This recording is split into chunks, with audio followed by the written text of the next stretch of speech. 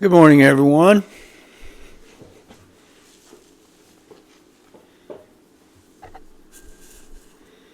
It's Wednesday. It feels like wintertime in Oklahoma City. And I put one of my Zippos through the washing machine on accident yesterday.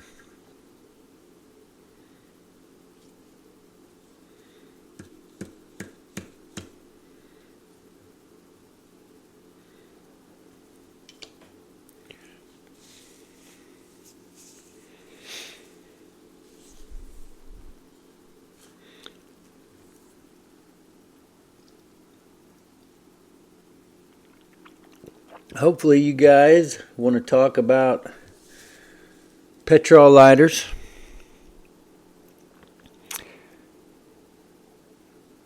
Maybe discuss what kind of coffee you're drinking this morning.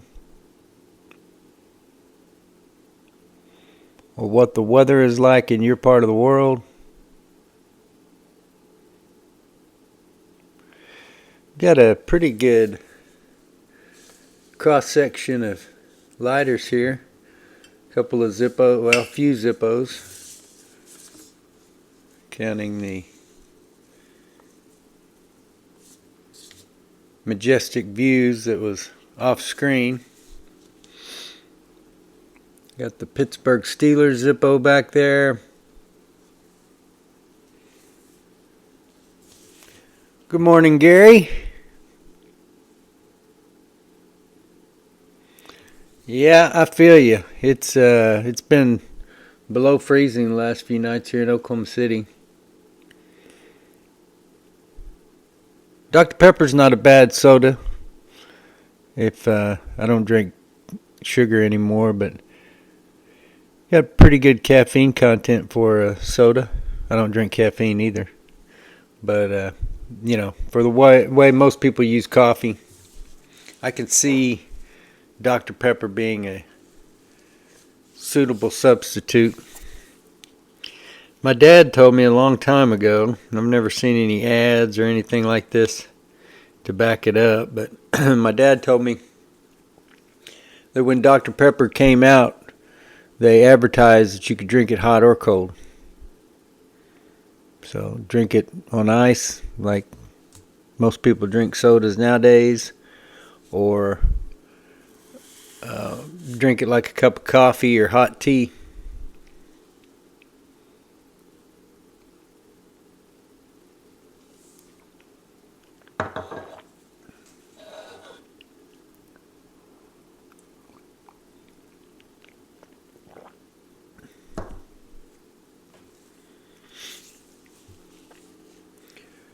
Yeah, I did a little short last week on the Majestic View, and it has held up pretty well. Not a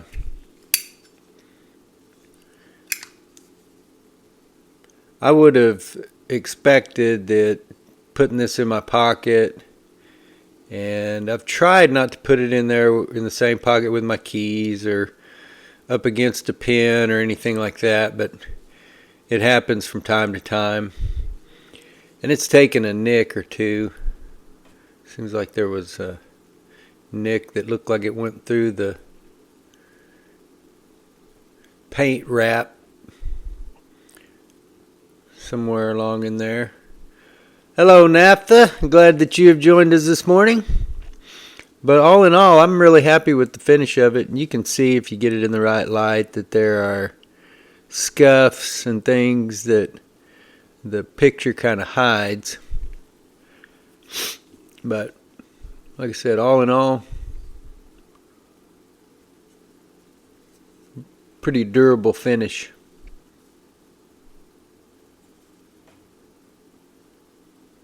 Definitely one of my favorite Zippos.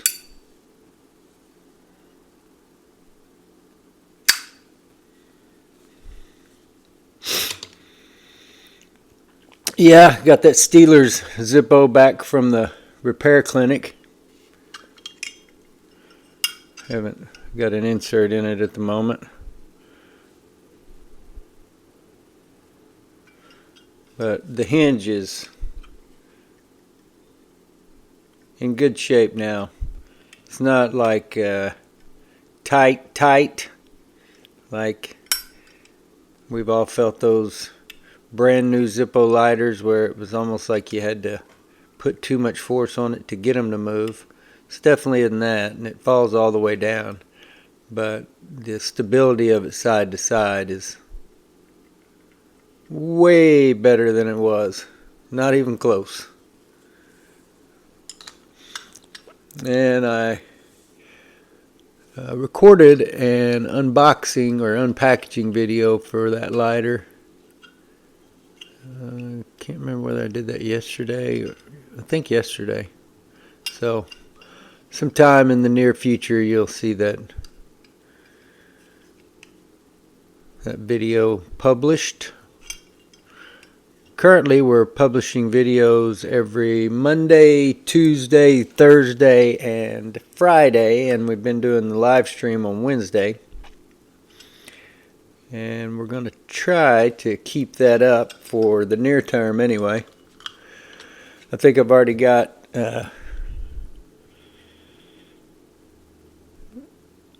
videos already scheduled through like the 18th. And that includes each Wednesday being left open for a live stream. So let that be your notice that at least for now, that's going to be the plan. And I've also been able here recently to get a lot of videos made. So like I said, I've got videos scheduled through the 18th of this month. I've got another, I believe, 5 videos that have been shot that needed to be edited. So you'll have videos through the end of this month with no problem, but with the stack of lighters we have in there right now, hopefully we can stay caught up and keep those videos coming most every weekday morning anyway, excluding Wednesdays when we will do the live stream. If we get back to where we're able to do the live stream on Tuesday, then we'll flip-flop that with a video. It's putting clothes in the dryer yesterday, and suddenly this come clunking out of the washing machine as I pulled something out, and I didn't notice this until afterward, but when I pulled the insert out, it was, there was 1/8 of an inch or so of water in the bottom, maybe a little more. But when I first picked the lighter up, opened it and struck it, it lit for me 3 or 4 times, and it went out relatively quickly each time, but still it lit for me immediately after coming out of the washing machine. And you can see that that is still really wet. So kind of curious. I know that the right thing to do would be to pull this rubber gasket off, pull all the wadding and everything out, and just let it dry and put it back in. But I'm curious how quickly, with it being waterlogged, I could put fuel in there without drying it out and have it light. So I don't know, we might throw some fuel in here and try to light it. Problem is, there's still so much water in it, it's going to dilute that fuel, and it won't hold as much fuel as it would have. So whether or not that would be strong enough to light a flame or not, but it's just got me curious as to, I can't believe that with it soaked with water, it came right out of the machine and actually lit up. And you know, I'm not talking about it just throwing spark. It actually ignited the wick, like I said, 2, 3, maybe 4 times. All right there at the beginning, and then once it quit, it hadn't. So For whatever reason, maybe the fuel vapors that were in there were all trapped up at the top, hadn't been forced out by the water yet. I don't know. I'm not an engineer. Got relatively sound reasoning faculties, but make plenty of errors too. So anyway, we might see about that. See about putting some fuel in there here in a minute. So how's the weather in Tulsa this morning, Naphtha? Sorry about that. Turned to winter time up there yet? Sure feels like it here. I'm also curious if anybody knows what this logo is for. It's an odd little lighter. Sort of like the old Dunhill unique lift arm lighters that didn't have the double wheel. This lighter is really slow to ignite. It's got fuel in it, so it should ignite, but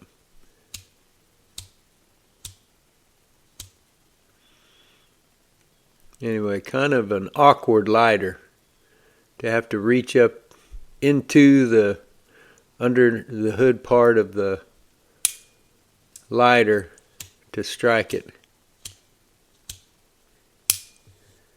But a really cool example of an advertising lighter, an aluminum block advertising lighter, which there just weren't a ton of.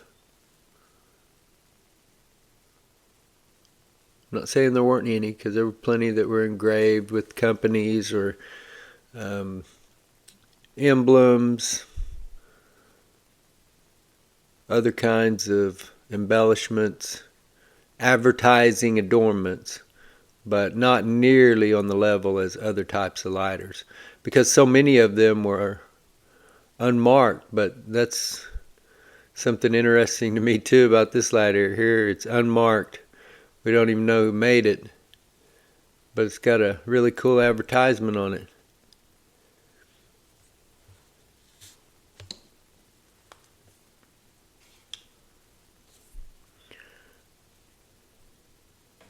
It's a really cool lighter too. It's got some haphazard engine turning on 6 sides, not on the front side.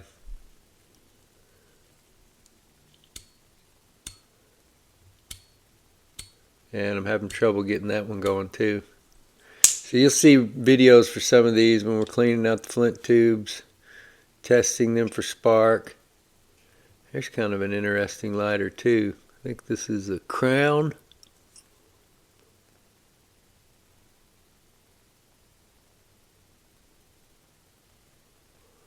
So hard to read some of these. Really need to take pictures. Crown lighter. Looks like it says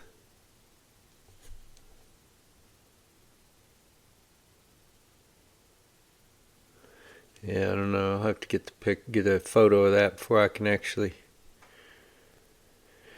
read it. But really wide.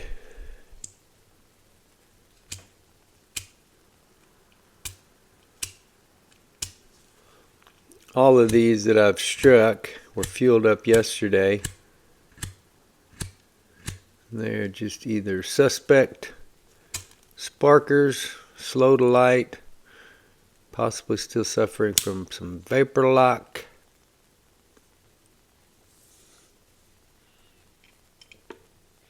And this is one I had out here last week that was working so well. It's out of fuel now. But maybe we'll light it in a minute. See if we can avoid the vapor lock that kept it from lighting for the first, 24, 36 hours last week. Kept it from lighting very reliably. Yeah, Gary, I thought about Halliburton. I mentioned that. If you watch the the video where I clean out the flint tube for this, I think I mentioned Halliburton. So yeah, it may be. For some reason, that lowercase h seemed familiar to me. But that could all be a figment of my imagination too.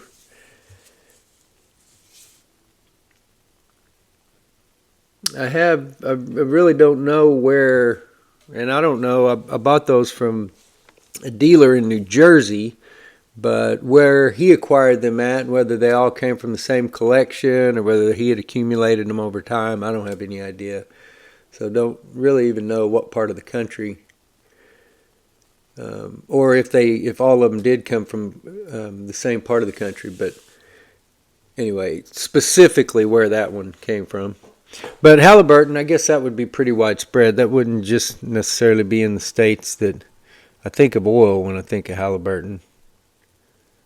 I don't really know. I'm not even that familiar with the company.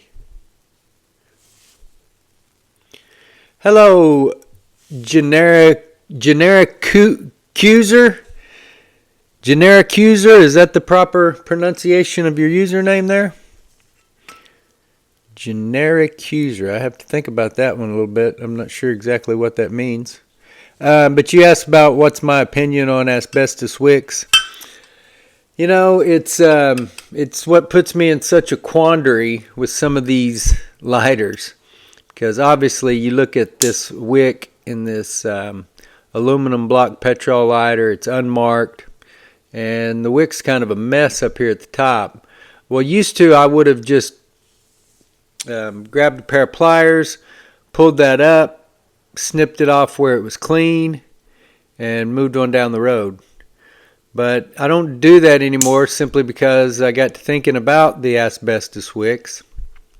Now, you got to understand, first of all, the reason that they used asbestos in wick material for all those years was because of its anti-burning properties. So it's very suitable for the job. The problem is that it is hazardous and has other side effects, whatever. It causes cancer. So anyway, asbestos wasn't just in lighter wicks, though. It was in tile floors or ceiling tiles, all kinds of other consumer products. And the way I've always understood it, back when I worked at the U.S. Postal Service, anytime they were working on one of those floors, they'd put up signs, and the information that I always saw about what it made it safe for them to cut into that tile, work with it, whatever it was that they were doing, was that they wet it. In other words, they were keeping the dust debris from getting dispersed through the air. So I think that's the real issue. I don't know that using a lighter, which I replaced the wick in that one, but all of these lighters are from the 1940s, these aluminum block lighters here. So any of these lighters could be prone to having an asbestos wick in them. I don't know that they have asbestos, but I don't know that they're not either. But if you were to use that to light up your cigarette, joint, whatever it is that you smoke, incense, if you were to light it off of that wick, that flame on that wick, I don't think there's any major danger to you, so long as the wick is not damaged, as long as it's not falling apart. It's when I think there's more danger in you cutting it and releasing those fibers into the air and then breathing it. Then the way it's sitting right here, you don't have those fibers being released into the air even when it's lit, I wouldn't think.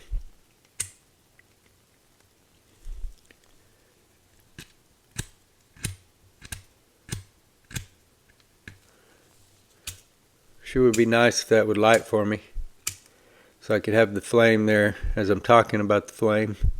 Anyway,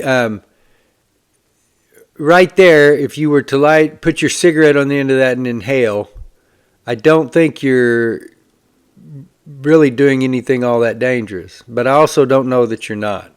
So I'll still light up off of an old wick like this occasionally. I don't make a regular practice of it. But what I don't do, because this is what I used to do a lot, what I called the pull and snip method. To refresh a wick, pull it up with a pair of pliers, cut it off with a pair of scissors, and now you've basically got clean wick. I don't do that anymore because of possibly releasing those asbestos fibers into the air. Hey, no sweat, Mark. Glad that you're here with us. Glad to interact with you over in the DependableFlame.com Facebook group this week, and also in the comment section here on YouTube. Generic user was asking me about asbestos wicks.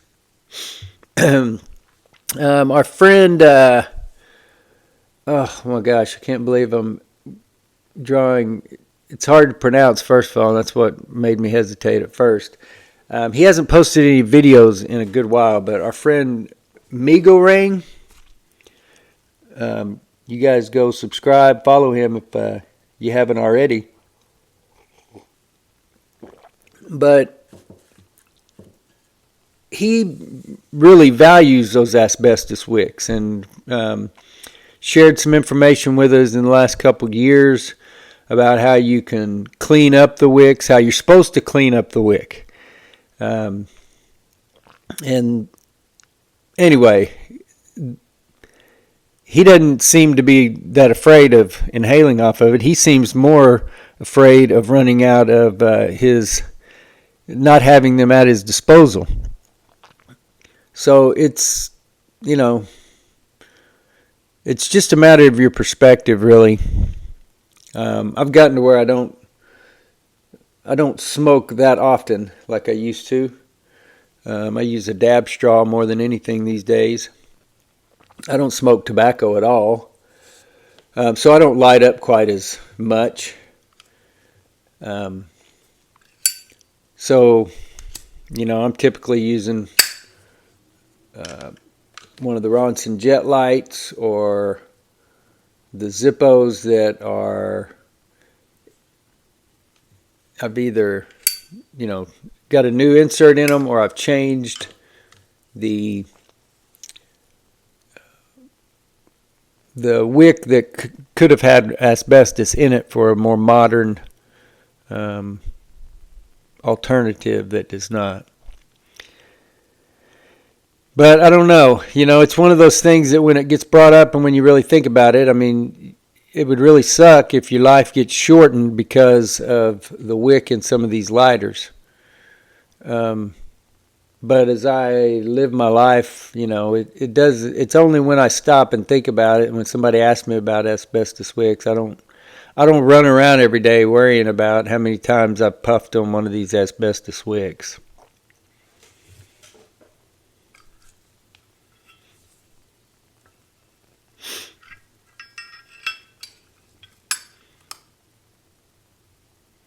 Are you very familiar with the Halliburton Company, Gary? Or did that just pop into your head, kind of a popular culture type reference like it popped into mine?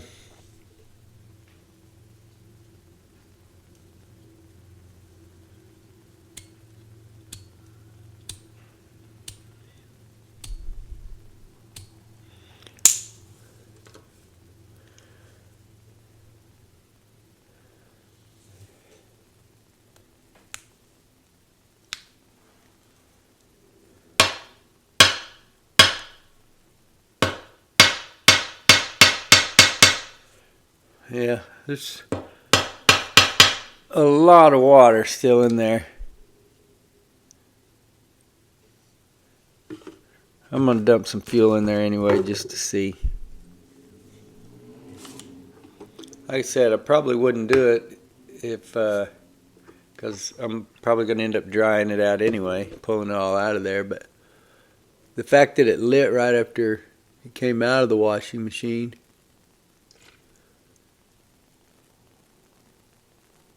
Makes me wonder.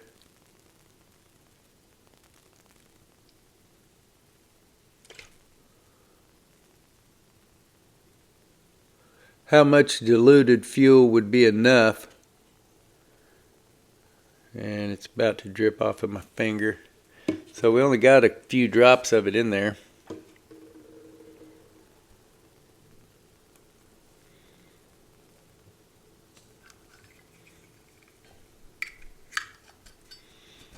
See how much fume we can build up in a waterlogged Zippo.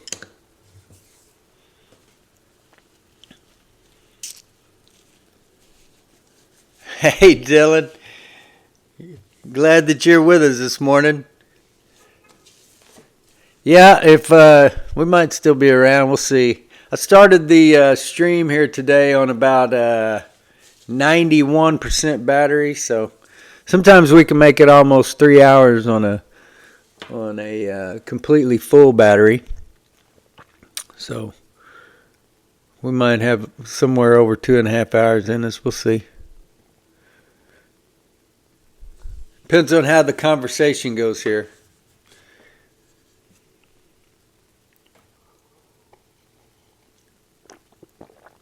Anybody see anything especially interesting over in the any of the Facebook lighter groups this week? We had even more posts over on the DependableFlame.com group this week. Old Arp Henningsen has continued to post different groups of his collection photos there in the group. We had a couple of posts from our friend Bill Calkins regarding his World War II collection, and I think he also posted a bunch of pictures of his Bill collection, which I think is awesome. Now, not all of them say Bill. Some of them are William or Billy or the appropriate initials. I'm not sure what his middle initial is, but BC are his first and last. So I know that some of them were just initials, but I forget now what he said. Over 70 lighters with his initials on them, or his name or initials or some variation.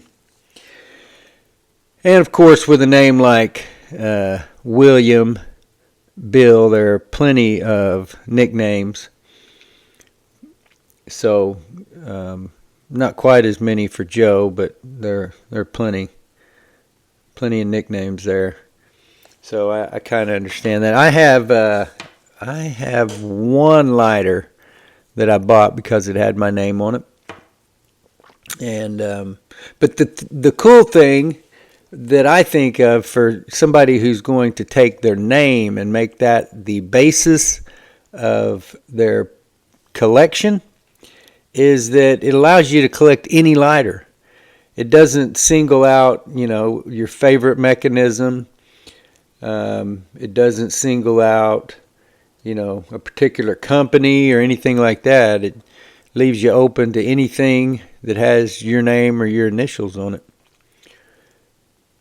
So you could you could collect every lighter that's ever been made possibly into that collection. It's a myriad of ways to collect. It's to each their own. There are things that we can all agree on and appreciate, but then there are other things where, you may be the only one that really appreciates that lighter. I may be the only one who really appreciates Cygnus roller lighters the way I do. But that's all right. It doesn't have to be a big following. Not everybody has to. Zippo doesn't have to be your favorite, Or Ronson. Ronson are great lighters. Zippo are great lighters. Evans. There's a lot of great brands. Dunhill.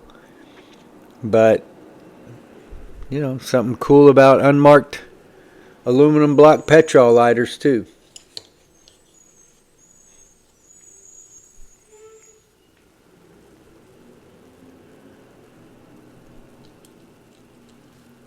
Aha. Fix their radios. Hello, Eastwa. Glad that you have joined us.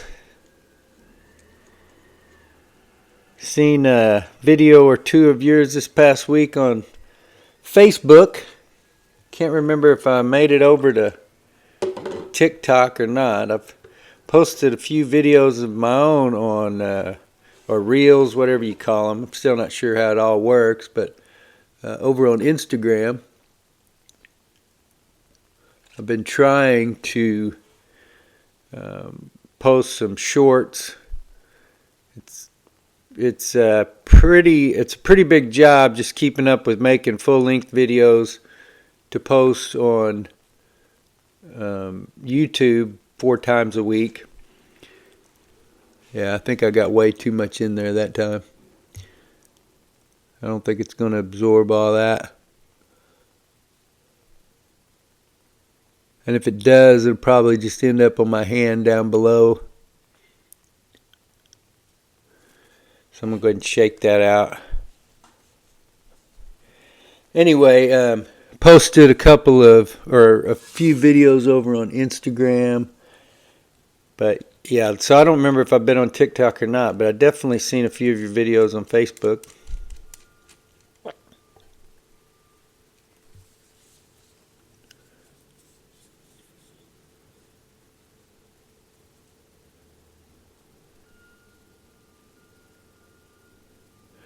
Yeah, Mark brings up that it's not good to smoke fiber or to be breathing in fiberglass fragments either. Yeah, I don't know. It's not, maybe it's not real healthy to be lighting anything on fire and breathing it into your lungs. And I really mean that when I say maybe. I'm convinced that smoking tobacco is terrible for you. I'm not convinced that smoking marijuana is terrible for you. I believe that it can genuinely be medicinal. It be something that helps people. And I know we've been conditioned to think that smoking is bad, but I don't know that it is. I don't know that smoking marijuana is bad. And at least it's not anywhere near as bad as tobacco and whatever additives may be in it. But when it comes to, like I said, lighting something on fire and inhaling it into your lungs, I think you're taking a chance anyway. So I don't know. Like I said, I don't lose sleep about it, thinking about asbestos wicks. But at the same time, I don't want to be a fool. So, I try to take appropriate precautions. If I do cut on one, and it does happen, I think I cut on one, or no, I didn't cut it. I tried to pull it up on the live stream and it pulled apart on me. Or maybe that was one of the repair videos. Anyway, if that happens, then I just, I try not to breathe it in and try to get it in the garbage as quick as possible. Wrap it in a damp cloth and get it in the garbage. But, over the years, it's not like I've been doing this my whole life, but over the last 7 years or so, I have cut, I can't even tell you how many wicks, and I've breathed in and fragments and, yeah.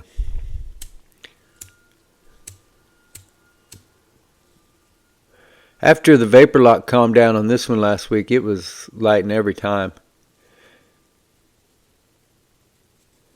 Really interesting lighter with some interesting wear.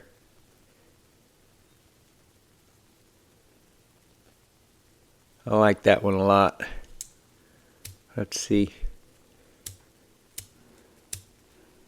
I don't often get to keep the ones that I really want to, but depending on their value, that's why I ended up collecting Cygnus lighters, because they're not as expensive to buy as others. Especially the way that I buy them, because I'm buying them in bigger groups of lighters, where they're usually unidentified. So a little less competition there than there is for old Zippos.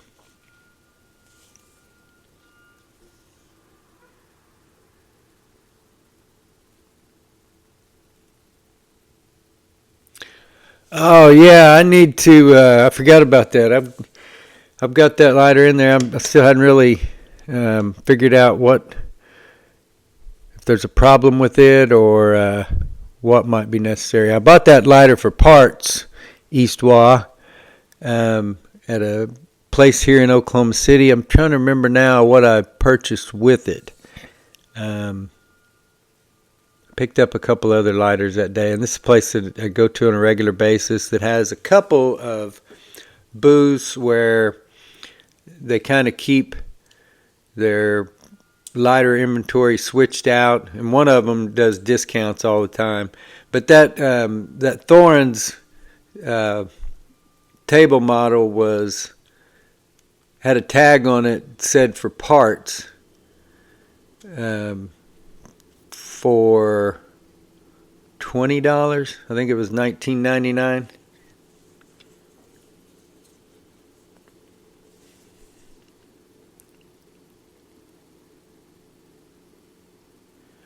Yeah, I can't even remember now if that was a double claw or a single claw.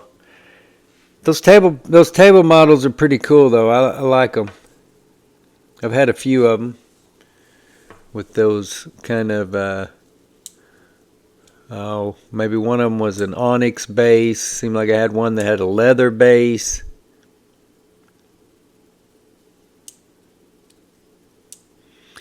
I've probably had 4 or 5, maybe 6 table models, and probably, I don't know, 6 or 8 of the regular pocket models. Had several double claws and a few single claws.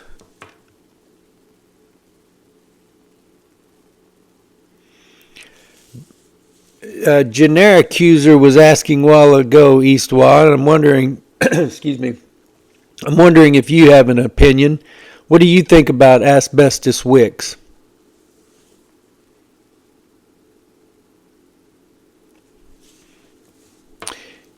Okay, so Gary, you say searching, you don't find a small H on Halliburton's logos.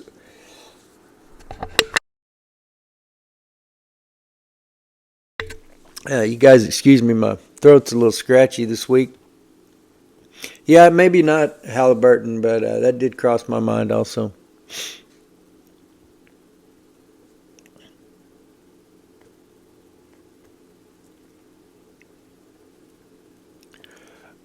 Okay, so you mentioned the fiberglass fragments, Mark, and you said knife makers and blacksmiths have developed silicosis from. What does silicosis come from? From the fiberglass?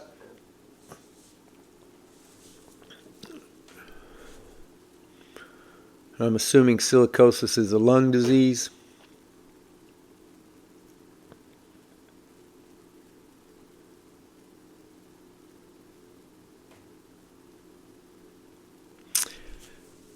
Yeah, Iswa. I think that Zippo quit using the asbestos wicks in the 1980s. And I'm not sure when it started being used. So you're saying, you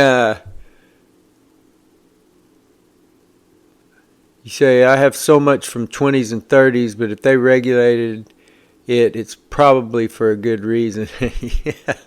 Yeah, I think that's why, I mean, when you hear asbestos, you think, oh, man, it just seems like a terrible thing the way we've always heard asbestos used. But, when you see the packaging for those old Zippo wicks, they actually promoted the fact that they had asbestos in them.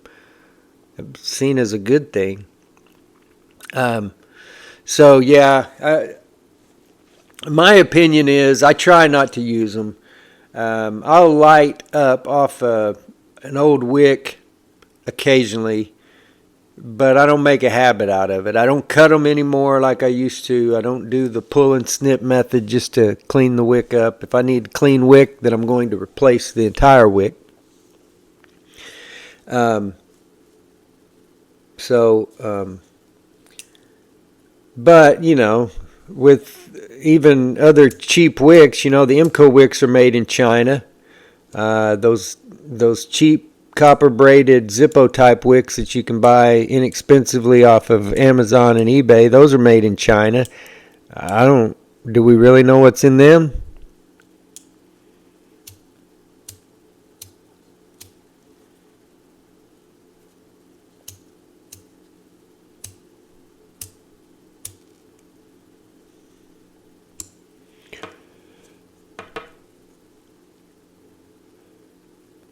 So yeah, I don't know. Asbestos, let me look that up real quick. Let's just see when it became prominently used. And Eastwa, if you would rather not say, no problem. But do you smoke tobacco? You smoke other things, or are you just a collector? I know there's a good number of collectors out there who don't actually light anything up.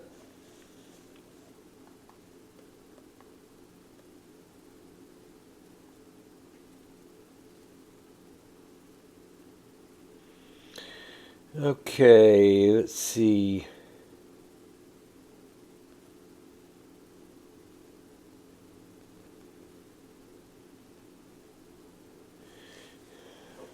When I look it up on Google, it comes up with the definition of asbestos. It says asbestos is the name given to a group of naturally occurring fibrous minerals that are resistant to heat and corrosion. Because of these properties, asbestos has been used in commercial products such as insulation and fireproofing materials, automotive brakes, and wallboard materials. Let's see, here we go. Go to the Wikipedia article.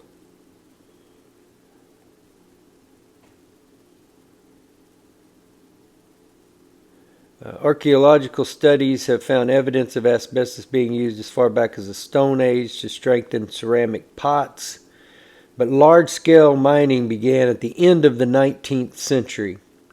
So that would be the 1800s, when manufacturers and builders began using asbestos for its desirable physical properties. Asbestos is an excellent thermal and electrical insulator and is highly fire resistant. So for much of the 20th century, it was very commonly used across the world as a building material until its adverse effects on human health were more widely acknowledged in the 1970s. Many buildings constructed before the 1980s contain asbestos. So yeah, that makes it sound like pretty much for all of the flint sparked lighter period of history that asbestos was in use. Now, whether they were using it in wicks, who knows?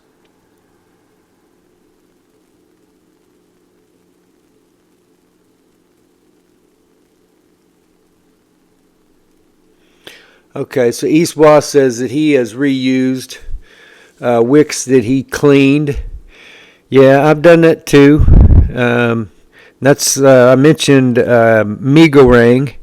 That was one thing that he pointed out, was that there was literature that had come along in some of the old Zippo pamphlets that came in the box that talked about cleaning the wick.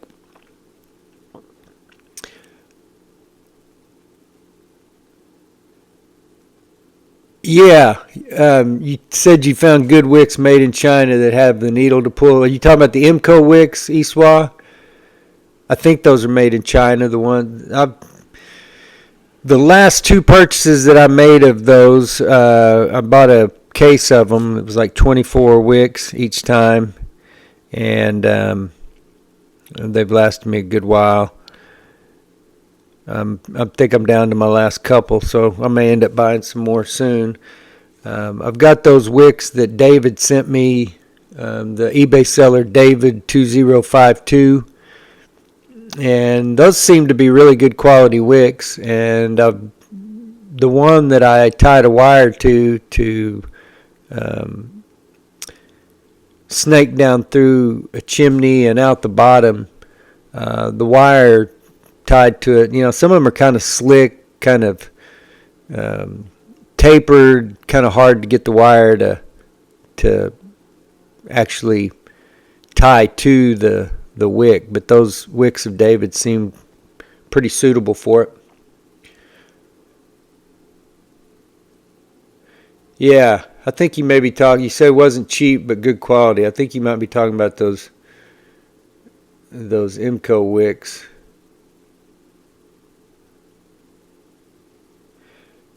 Okay, yeah, I use I've got a 3-foot water bong, beaker bong.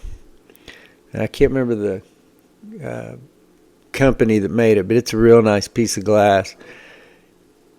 So I use some of that same stuff too. I use a lot of chillums, but like I said, lately I haven't been using as much of what you put through the water bong as I have live rosin with a dab straw.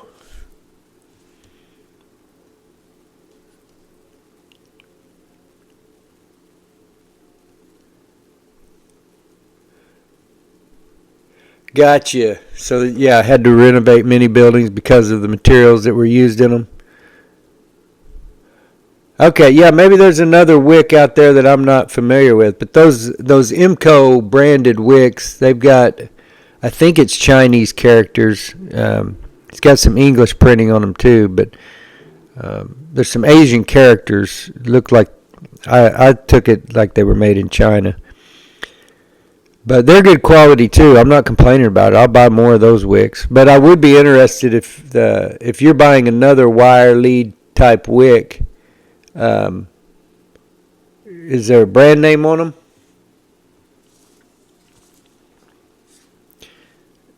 As proud as I am of the wire lasso trick, I really don't like doing it. It's a lot easier when an Imco wick is the most suitable wick, or a wire lead wick, because it's so easy just to bend that wire the way you need it, kind of shape it, and fish it right out the other end. When it comes to pulling those wires out, it can get a little tricky sometimes when you got to tie that wire onto the end of the wick.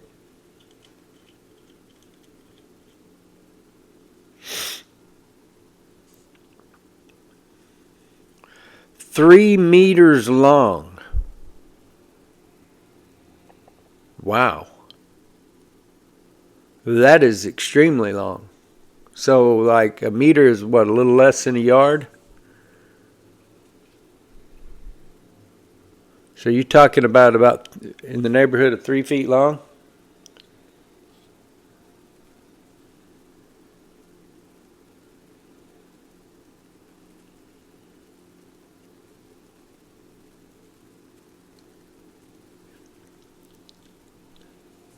Yeah, I really haven't had that big of a problem with. I can't recall a lighter that I was not between the wire copper woven Zippo type wicks, between the wire lead Imco type wicks, and then it's say the new old stock Ronson wicks. I never, tying a wire on one of them and fishing it through. I've never come across a lighter that I couldn't get one of those three wicks in.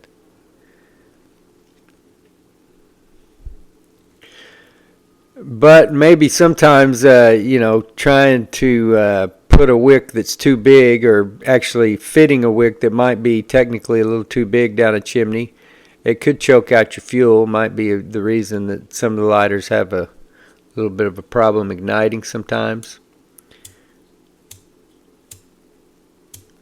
Might contribute to your vapor lock.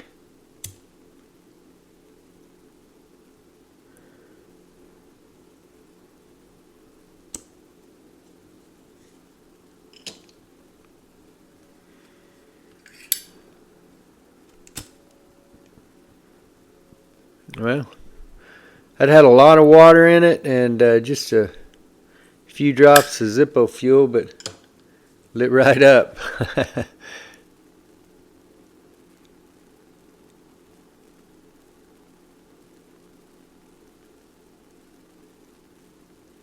Yeah, 1 meter would be 3 feet. So yeah, that's an extremely. So you use that for multiple.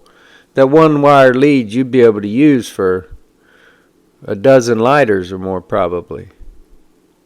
And those MCOs, they're not that long. They're pretty long though. Definitely longer than a Zippo wick. I usually use those for a minimum of 2 lighters a piece.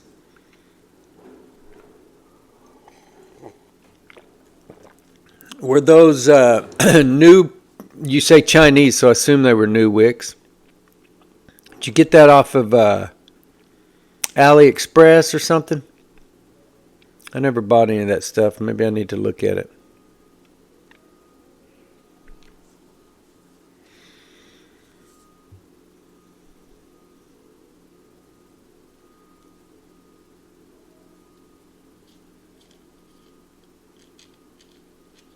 Yeah, you never know, Gary. You say you swear the trucks there had it. It's possible, that it was just an old logo that they used at a specific time.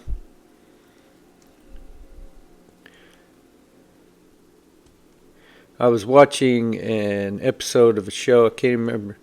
It's that I don't remember the name of the show. It's that guy John Wilson on HBO, and they were talking about how people remember things and they'll swear that things were actually in existence, but when they go back and look it up, it never happened.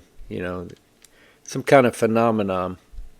It's a phenomenon like deja vu or something like that. It's kind of something that you remember, but apparently people's memories can be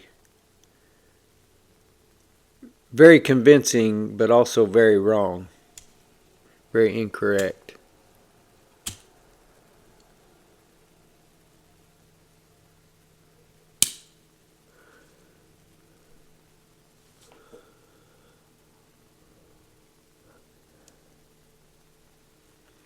I'm very curious with this lighter what that hump is behind the wick.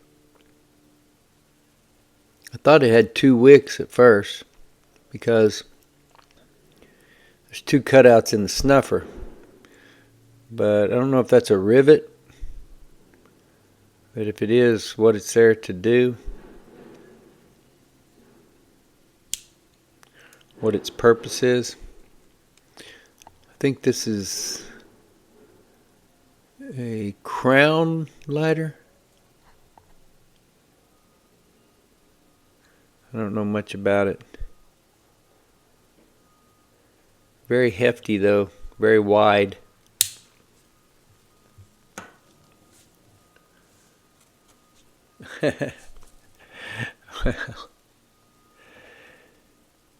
So is the paranormal kind of a big thing around there, Gary? Constantly, you get a lot of that kind of tourism and stuff?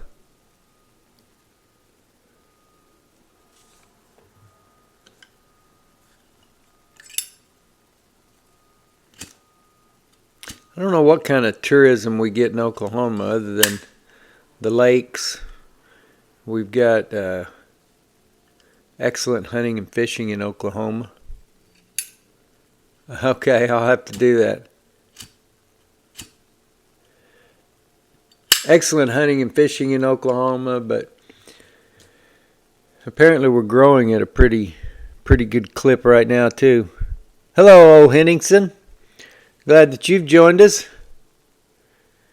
We were talking about you earlier, mentioned the posts that you've put up on the dependableflame.com Facebook group lately. I don't know why I keep striking this one. It hasn't lit for me yet.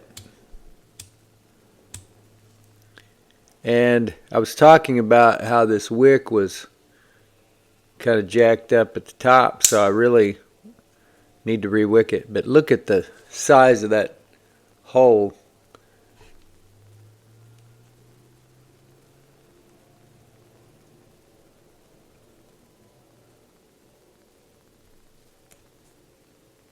That is the hole you're going to have to pull all your wadding out of. I think that may be the most difficult re-wicking job. And what's crazy, maybe that's why they did all that engine turning, was to hide it. But it looks like there's a seam here and here. So it was almost like this lighter was built to where they didn't really want you to re-wick it.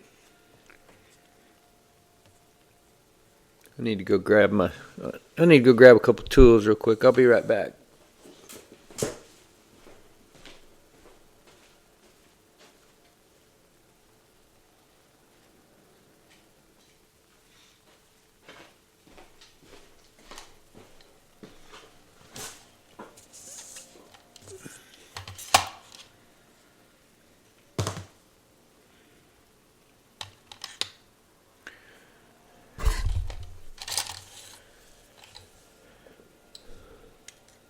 So, yeah, it's got cotton or some other kind of wadding in there. Doesn't feel like it's particularly densely packed, but this is a hole that's got to come out.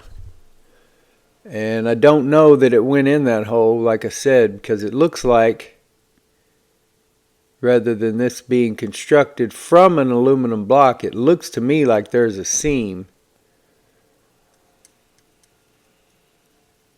down. In that case, I would think the wadding was put in and then it would have been sealed. But I don't know, maybe not. We may find out. That is, I mean, come on. You know, look at the difference between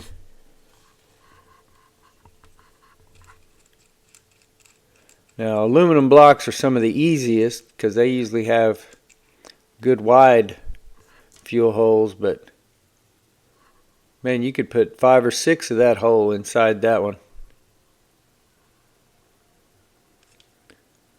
That may be the biggest nightmare I ever tried to try to change that wick. It doesn't even look like fun.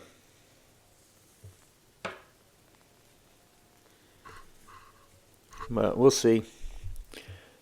It's really my only option with that wick. Well, like I said, I could cut it. Try not to breathe in those fibers when I do. Take it outside. I don't know. But ideally, a lighter should be able to be re-wicked. So maybe we'll just, regardless of how difficult it is, we'll just do it.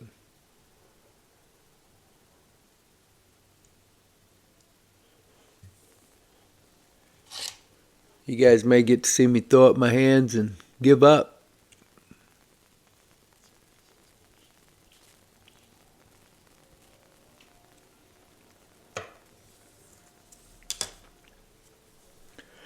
One of the coolest things about aluminum block lighters is the integrated tools that you'll find in some of them. Integrated tools, spare flint compartments, things like that.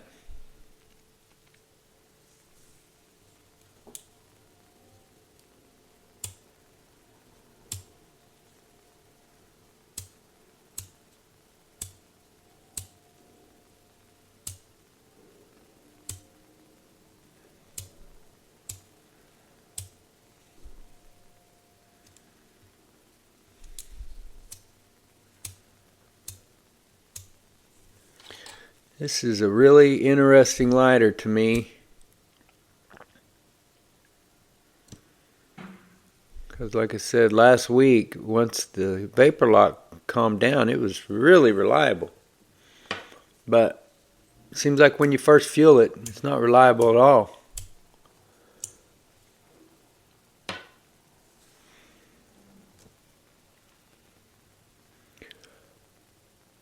Okay, so on the 4th of July, you have a big alien festival, basically.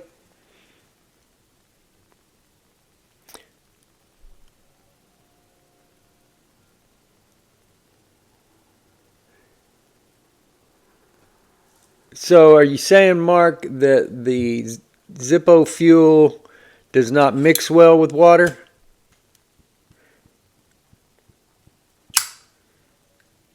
So tell me what's happening here. That insert, which may have already burned up our Zippo fuel. This insert, which has the rubber bottom, was still full of water. When I dropped a couple of drops of fluid down in it, a couple of squirts was all it would hold. So, did that fuel go straight up to the top? Is it running? How's that working with the water, so much water in the tank? And does it seem surprising to you that it lit right up a couple of times right after it came out of the machine? The washing machine?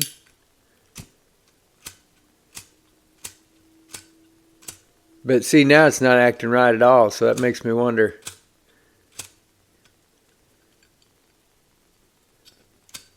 Whether it already burned up the fuel that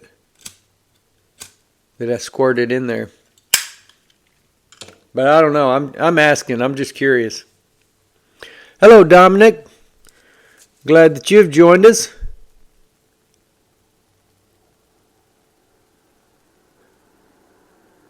Yeah, it's funny you say that, Mark, because I don't think that'll be a fun rewick video at all.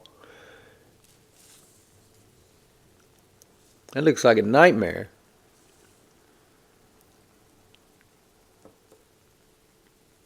You don't think it'll be that bad to pull all that wadding out of that tiny little hole there, Gary?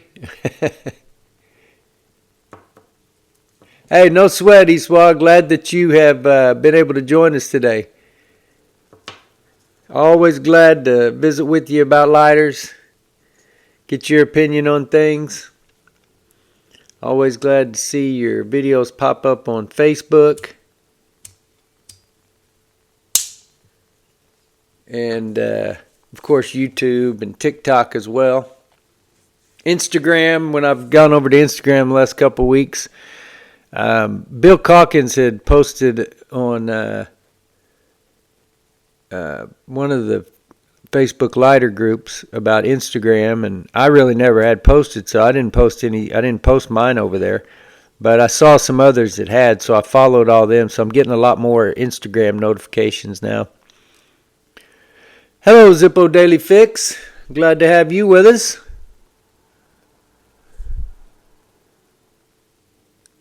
Yeah, is yours beat up as bad as mine?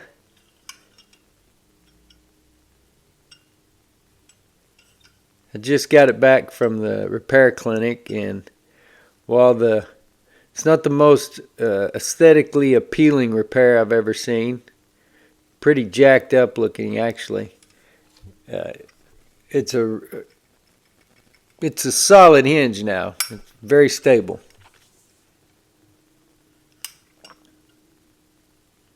Yeah, I'm a Cowboys fan, so I don't even like the Steelers, but this is a 1973, and I can't remember what I paid for this, maybe $15.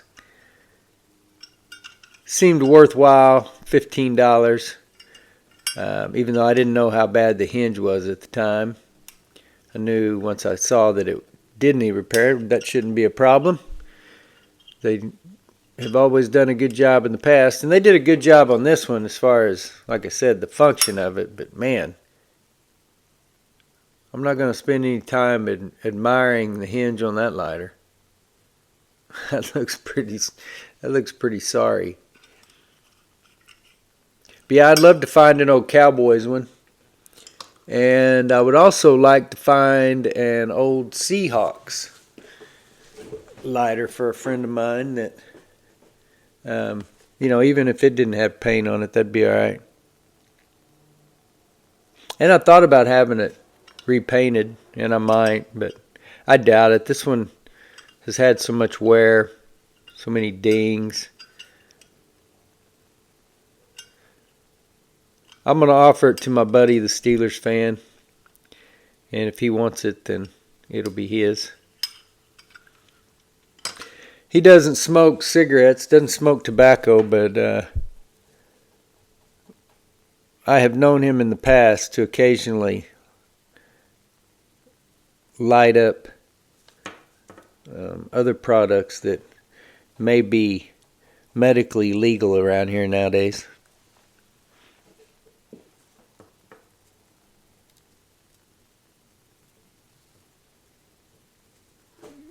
So you're saying you got a hook already built for that one, huh? Hold on just a second, Gary. Let me go grab something else.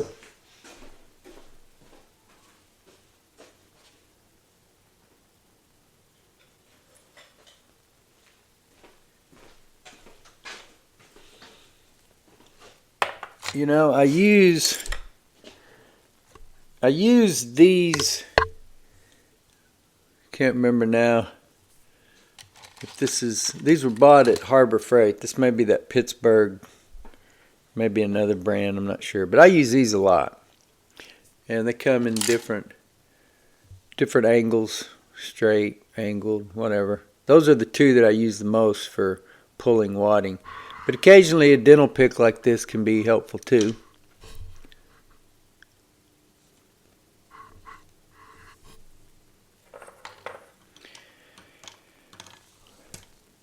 But I've also used these rods that I don't use that jackhammer method of knocking flint out of tubes anymore, although sometimes that's all you got. If you can't take the mechanism apart up top, some of them you can't. Some of them are riveted together. That's really all you can do. What these are is warning flags. Like when they're putting flagging where electric lines are underground or sewer lines or gas lines, whatever. Those are those flags, just with the flag taken off and then the adhesive cleaned off of them. But I've had these, several of them, bent into different shapes over time. So is that what you're talking about? I don't think that hook would even fit down. Yeah, maybe. Would probably need to be flattened out a little bit. But man, that looks like a long, boring job that, I enjoy a lot of what I do nowadays. I enjoy most of the projects that you do on old petrol lighters. But, yeah, see, that one wouldn't even fit in there. That is a tiny hole. Tiny. Whew, boy. I enjoy a lot of what I do where, when Adam sinned and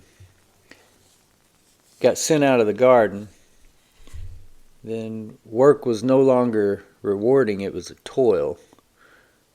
And so I feel very thankful that I enjoy so many elements of my job today, because I know that's not the norm.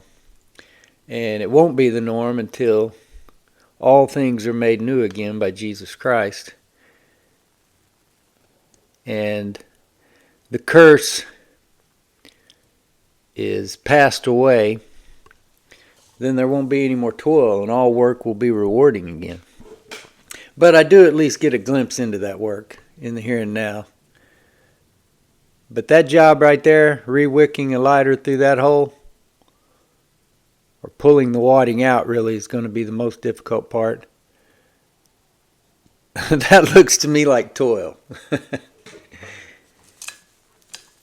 So what kind of tools you guys got? What do you use most for pulling the wadding out of lighters? These are my go-to pliers. Needle nose can be helpful, but these are a lot more helpful in a lot more different applications because you can get a really solid grip on those. But I got several pair of needle nose and other pliers as well. Rods, precision screwdrivers.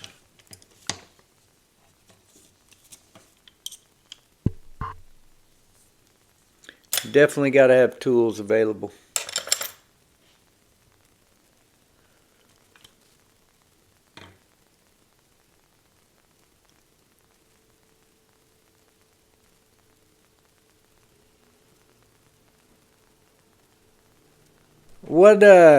How old is that one? Zippo Daily Fix, the one you said has the Steelers logo on the lid.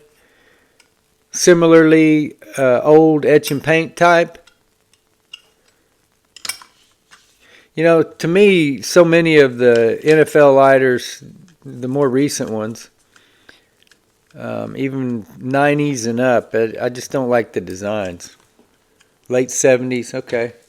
Yeah, I've seen several of those Steeler championship. Seems like there's a slim that has at least 3. Didn't they win 4 in a row? Or 4? I think it was 4. Was it 4 in a row or just 4 championships in the 70s? Steelers have won more than anybody at this point, I believe. They passed the Cowboys and 49ers a few years ago.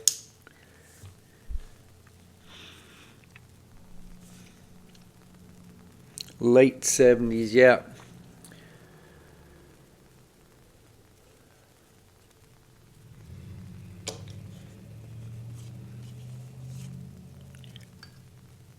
Yeah, if you want to, Gary, you can also you can post some pictures of your tools over on the DependableFlame.com group also. Let me see the pick you're talking about. Maybe I'll try to duplicate one just like it and use it in that tiny fuel hole.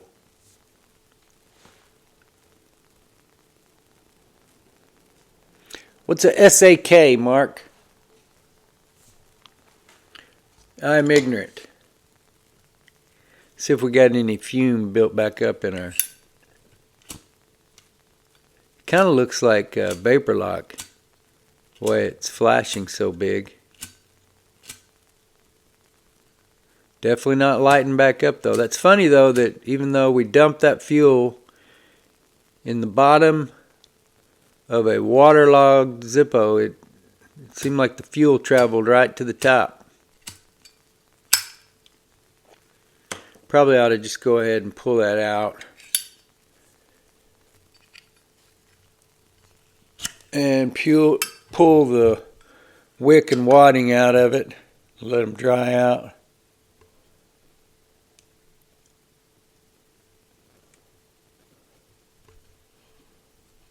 Swiss Army knives, gotcha.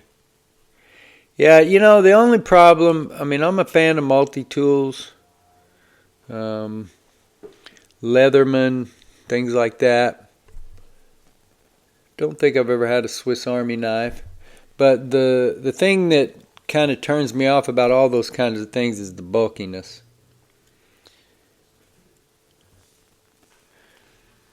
I'm not gonna... Well, let me go grab something here. If I pull this wadding out, I don't know if you guys have noticed, but every time I pull something damp or leak fuel down here on my work surface, That's why I don't use this when I'm making a repair video. But every time something gets wet, then colors run. So I'm going to go grab something to put this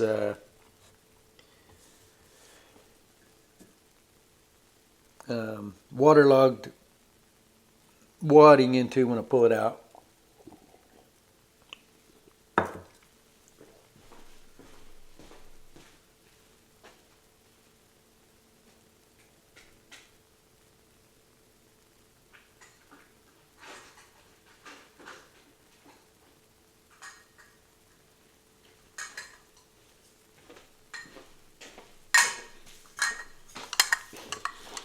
That's another thing that this is made to be a drain for like canned vegetables, which you can use it as a tray when you're cleaning out your parts in alcohol.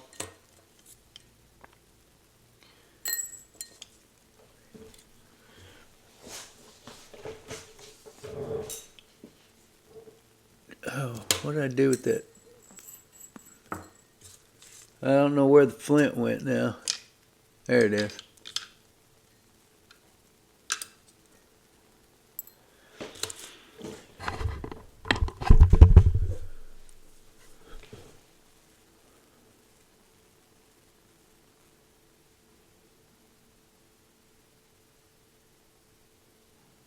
Is it this hook something you made or something you bought, Gary? I'm curious either way.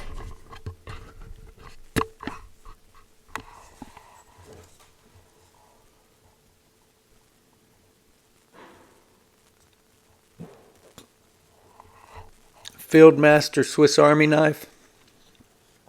I'll have to check it out. I've had a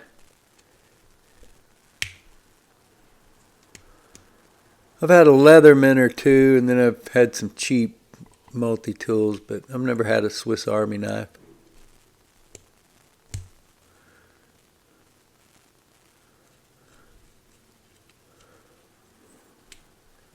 Our little gasket was not wanting to come out.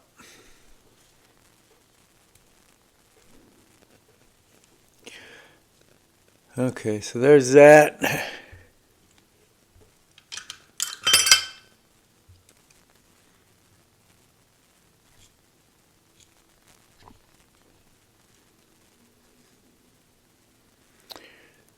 Very wet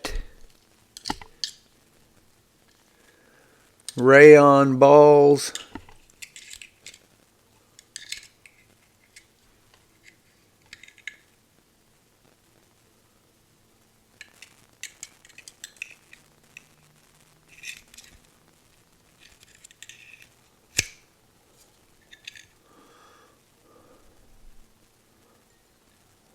Top of that wick definitely looks worse than the part that was still in the case or in the insert.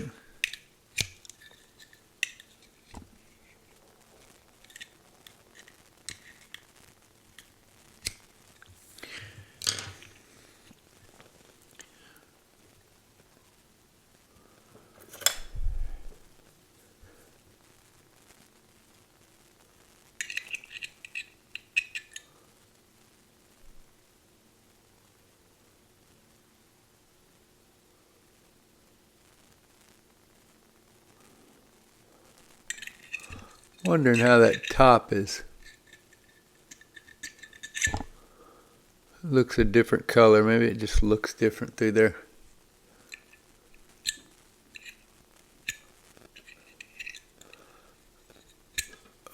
Man, this wadding on the back side of the tube here is really packed in there.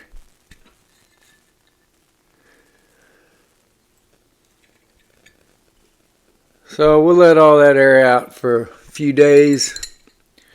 Maybe we'll put it back together on here next week.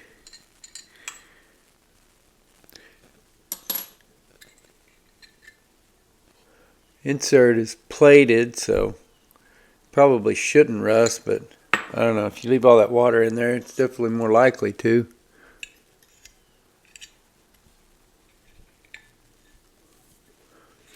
Anyway, as I said, we'll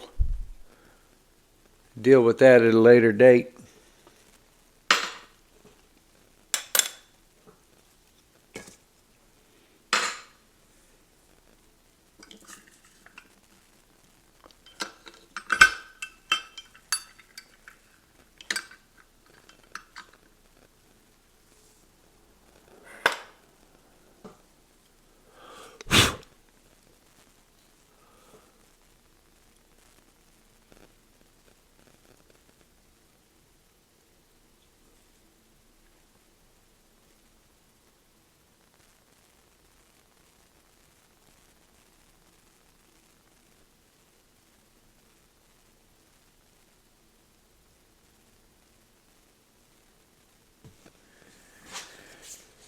Hopefully that phone call trying to come through there did not mess with the stream. So you guys let me know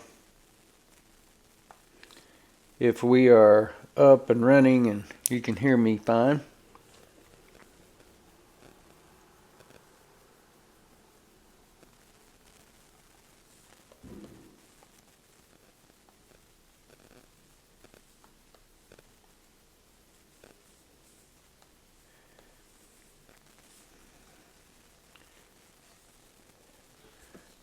And I still don't understand. I've got my phone set to where anytime I'm on YouTube or got the camera open, the phone call shouldn't come through. But those phone calls keep coming through. So even though I've got that set in my focus settings, apparently it's been disabled somewhere else.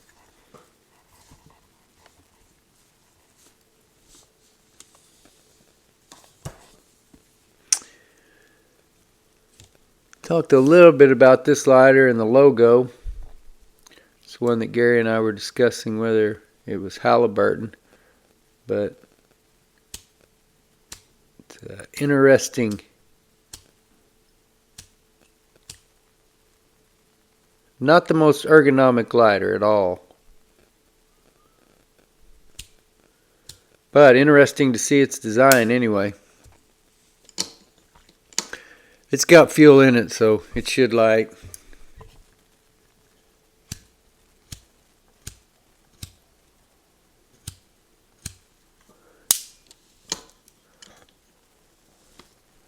This crown lighter has lit a few times when we struck it, but I don't know if... I think I pulled that wick up a little bit, just to try to give us a little bit more of a chance of ignition.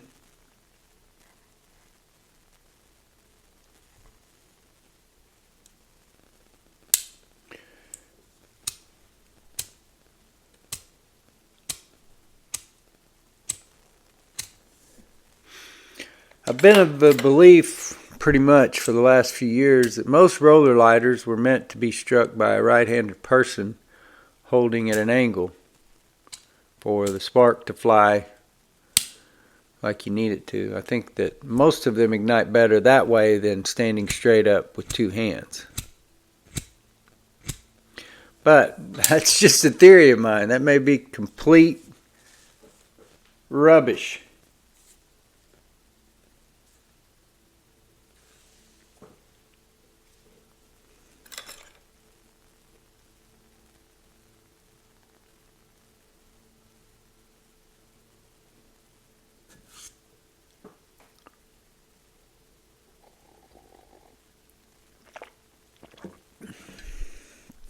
Not sure if Dylan's still here or Zippo Daily Fix,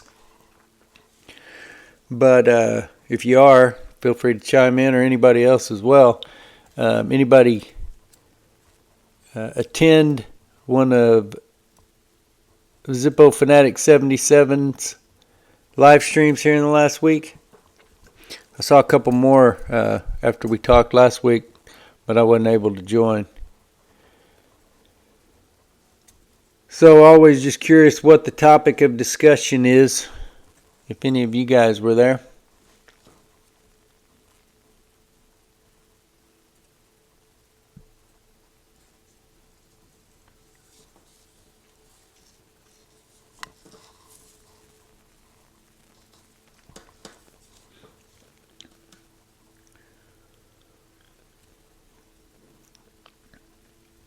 Now, what do you use a sewing needle for, Mark?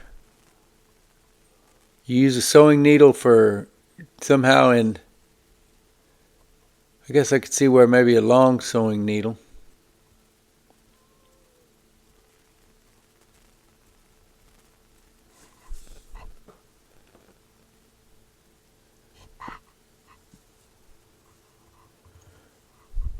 The 28th, so that was Friday or Saturday? Saturday.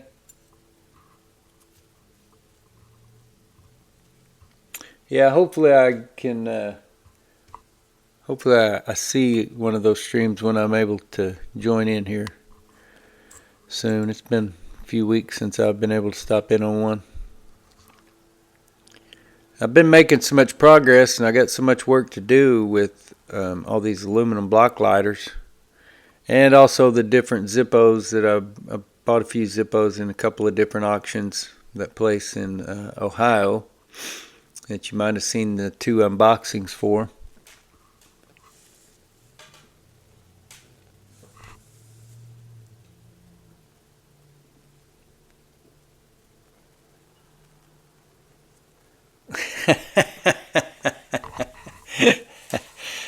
Just for mentioning Bix, huh? That's funny.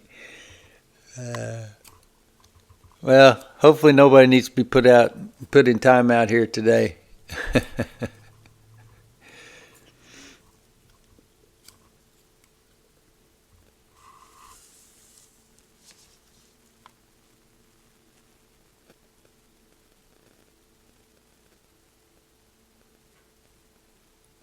Okay, yeah, I can definitely see that. Yeah.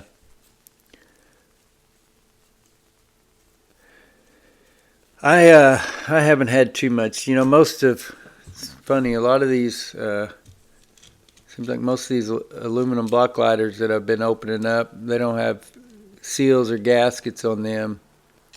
I don't usually worry too much about seals and gaskets. But I do think it's funny.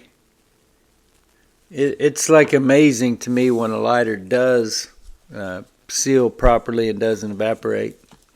I picked up that unmarked kind of square one that has the Miller Company advertising on it. And I'd filled it up like 2 weeks ago and hadn't really struck it in about a week, and picked it up and it struck right up. So it's always a nice surprise to me, but I certainly don't count on fuel economy out of any of the lighters that I mess with.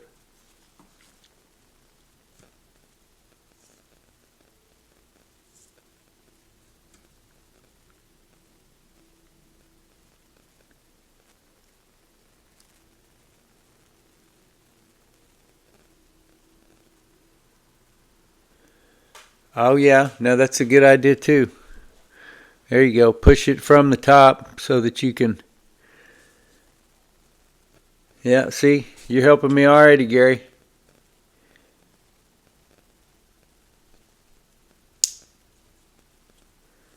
Yeah, that's not going to be fun. But it's probably what's going to have to be done. Pretty sure that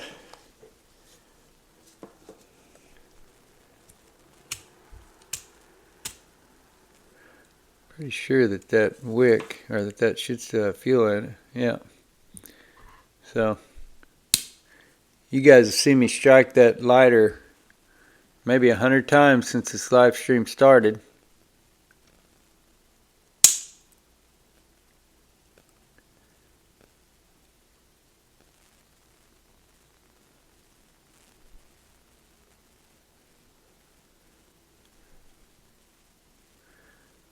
But it does not want to light on its own.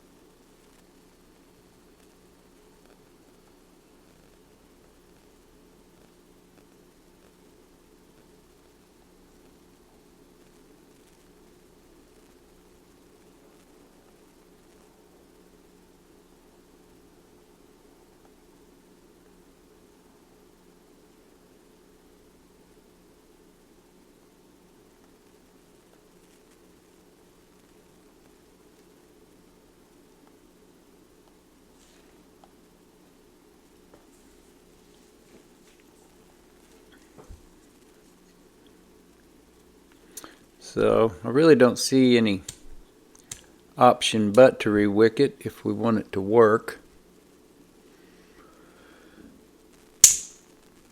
I mean, it would be a really messy flame if it did light.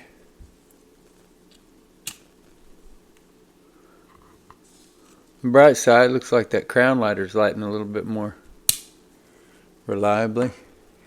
Anyway, well, I'd say it would be a messy flame. It's not too bad. It's relatively big, but with that big cutout in the snuffer, all the wick fits underneath there. I don't know if it just needs a better spark. Maybe a Dunhill blue flint would help. It doesn't look like it's really providing a great shower of sparks. And I believe it is tightened all the way up. Yeah, it's as tight as it'll go.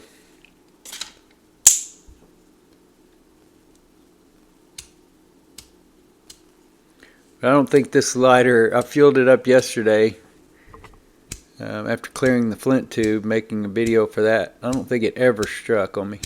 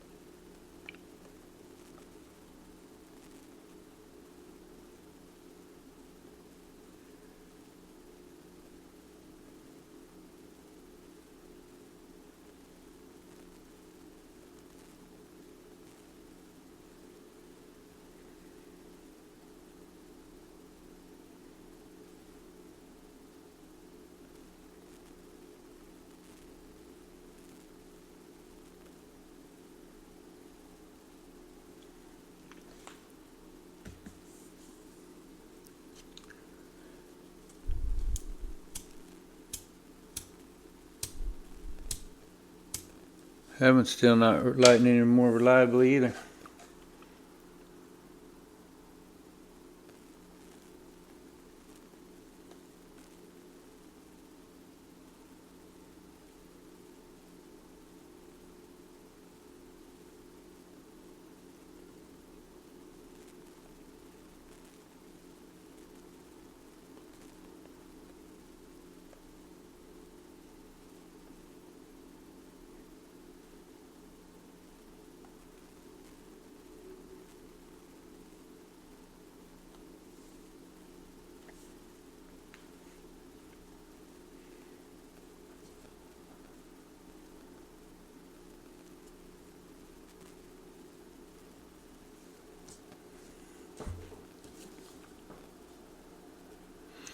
It does seem like some of these aluminum block lighters are extremely finicky.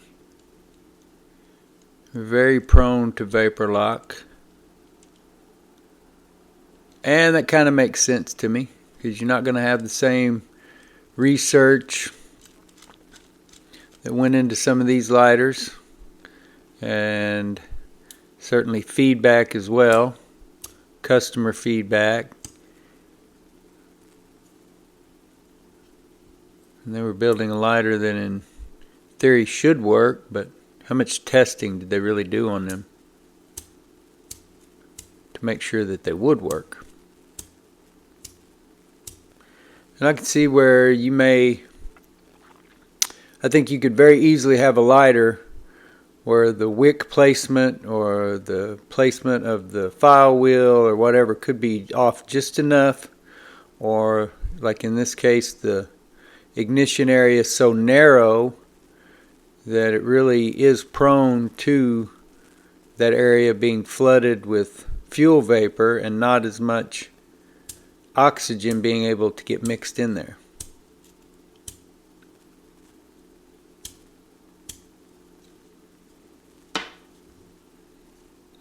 Where, with the Zippo, we all know that a Zippo can have vapor lock, but relatively fixable by just flooding the vapors out of the windscreen or ignition area.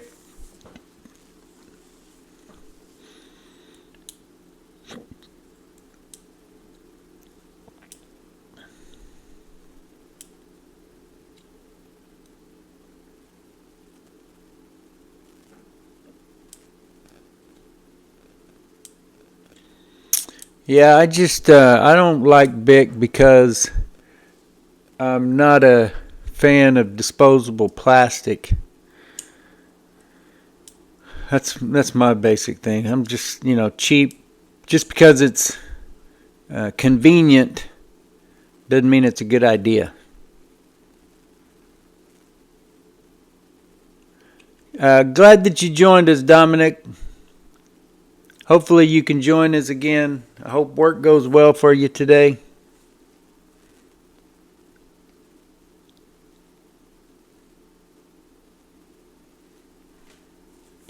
ZDF, the clippers that you have used, are they a soft flame or jet flame? Do they make a jet flame clipper?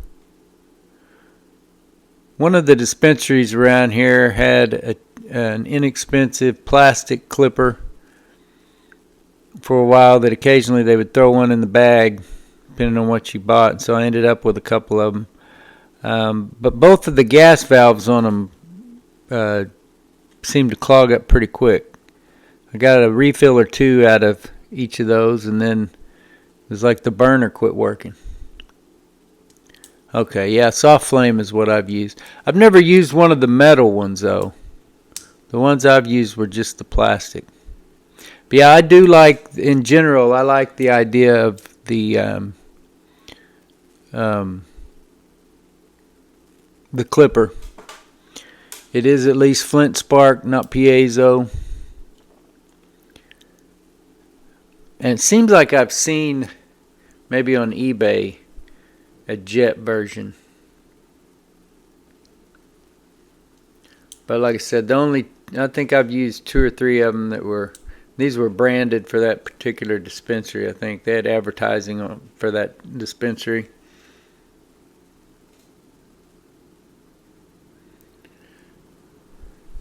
No, I don't actually have any Zippo. Well, I could probably find a new Zippo around here somewhere that might have a flint. The default flint around here right now is still those that were sent to us from our friend Robert Hollingsworth, and those are bought off of eBay. I think it's a seller that's located in, I don't even know where my flints went now. I can't find them. I think that seller is in St. Louis. There they are. Anyway, yeah, I've used over half of those. But yeah, those are just generic, no brand, no name flints. I need to buy some more Dunhill Blues.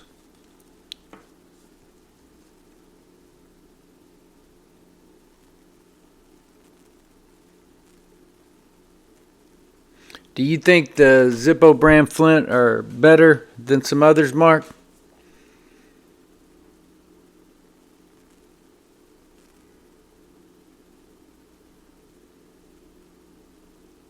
Oh, Clipper makes one like that that's sort of like a little barbecue lighter.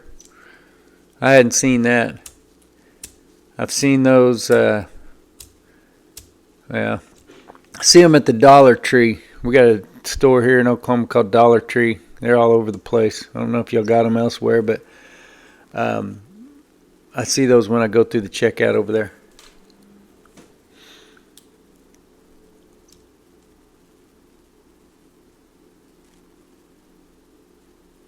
Yeah, I like the soft flame for that reason, or one of the reasons that I like the soft flame Zippo Daily Fix. Take it easy, Dylan. Glad that you've been able to hang out with us here. Hope things go well with you for the rest of the week.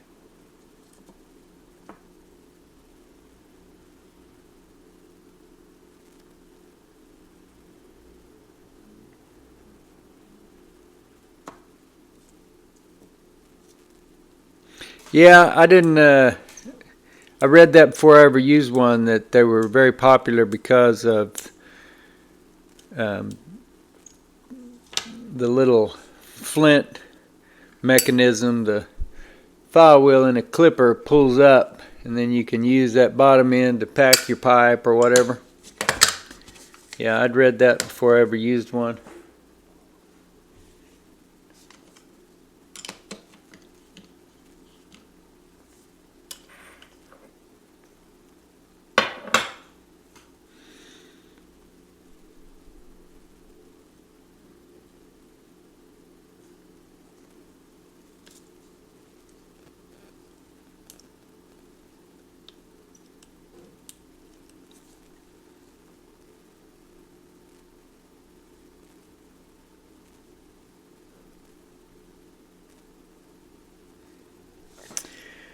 Yeah.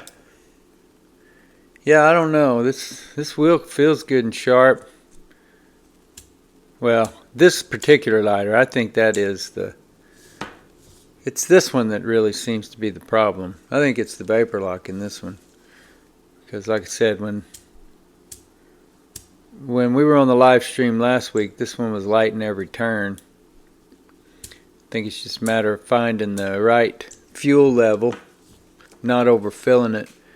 But this one has not struck for me yet. And the spark looks kind of weak to me. Doesn't look like it's producing a real big shower of sparks.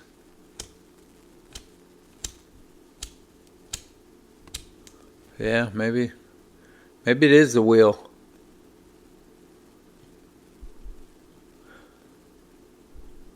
You know, I've seen some videos on YouTube where people are making their own lighters from scratch, and they make a file wheel. So maybe that file wheel was just made. I mean, it feels sharp, but it definitely doesn't feel as sharp as this other one. You can feel those catch on your finger. Those cutting edges on that one were definitely a little flatter.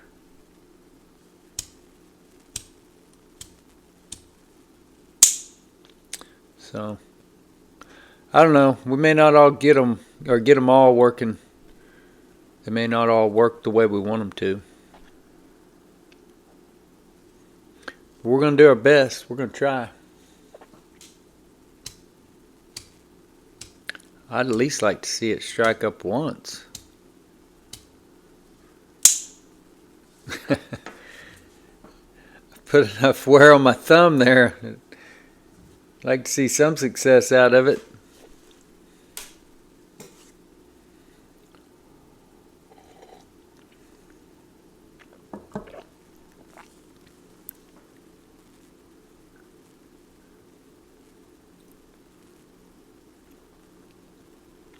Yeah, I might ought to give the Zippo flint another shot at some point. But I've begun to just think of things in terms of all flints and then Dunhill blue. But yeah, there are probably definitely some differences in quality and the spark produced.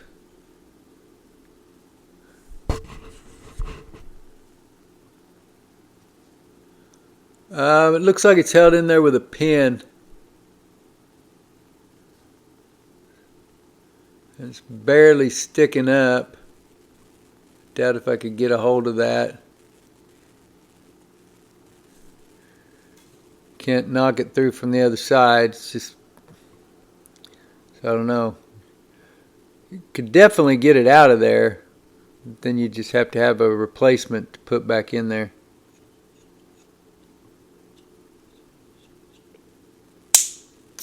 But we'll see. You know, we only got about 40 of these things to mess around with right now, so.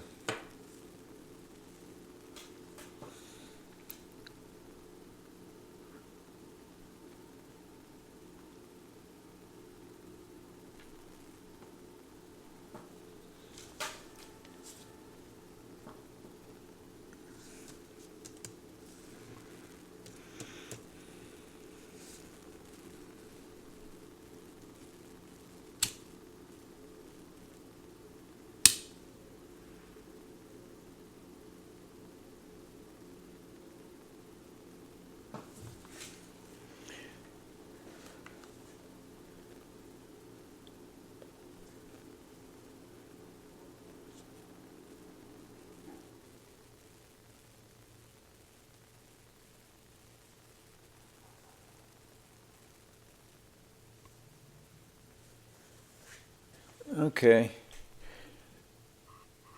Snapped a picture of that so I could read it. What it says is Crown Lighter Corp, Pat Pinned, Milwaukee, Wisconsin.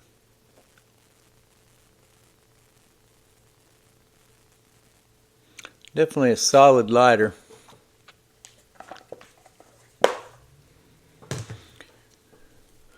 And maybe the thickest. I mean, it's almost like a table lighter, it's so thick.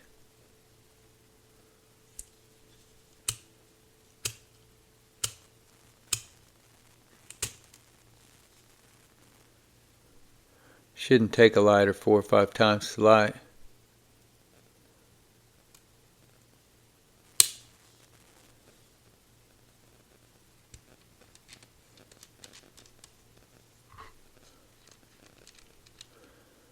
Great big fuel screw with a tiny little short integrated screwdriver by which you can manipulate the flint spring screw.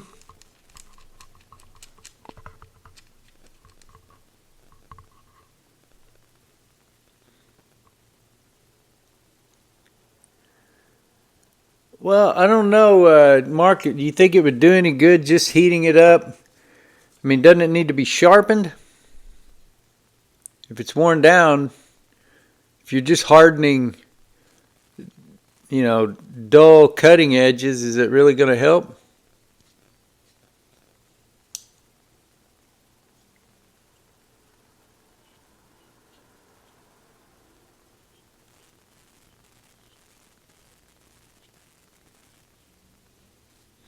Seems maybe slightly sharper in that direction than this other direction, but not like it should be. Should be cutting edges reaching forward. And you can see how it's been machined into a crisscross. I mean, it's a nice pattern. It's just not really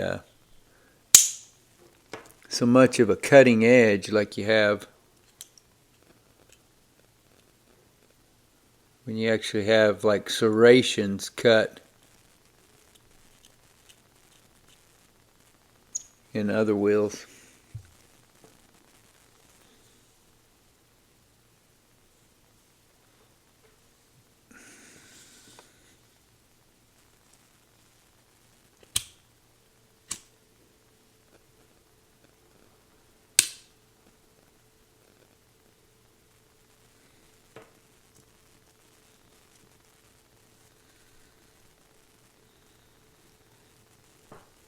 Yeah, no, I don't either.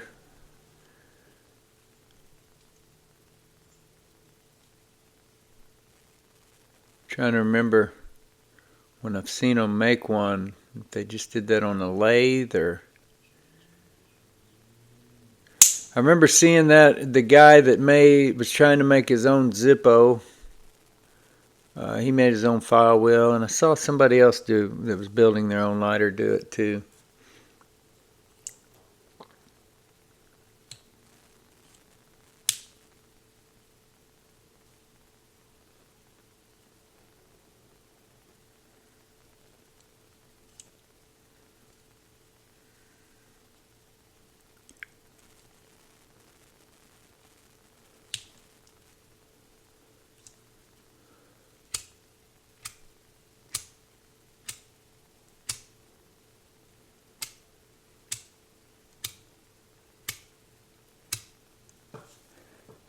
And just want to think this one's lighting more reliably.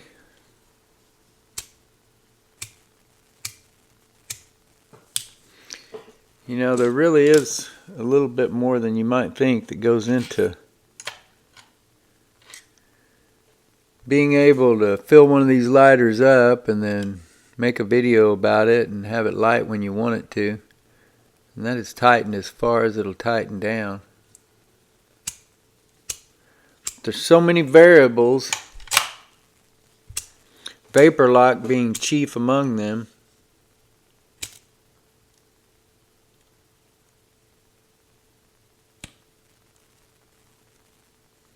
So, we'll see.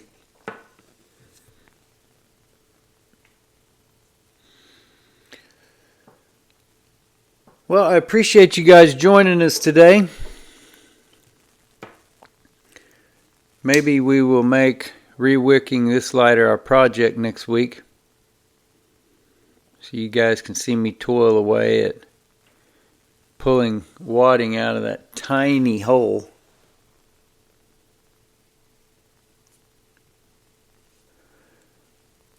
If you guys have any questions, something that you need to know in order to repair your lighter, you can always ask those over in the dependableflame.com Facebook group.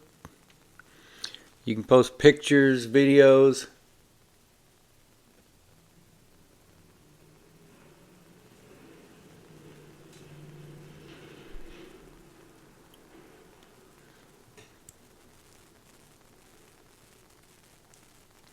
Yeah, I got a message on my phone here and I forgot what I was saying.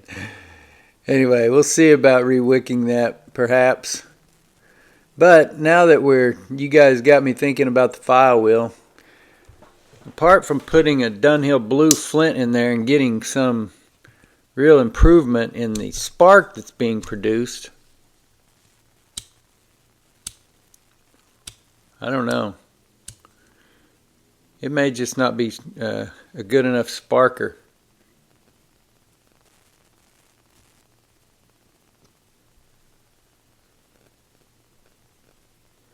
So maybe I can locate a Dunhill blue, see if that helps.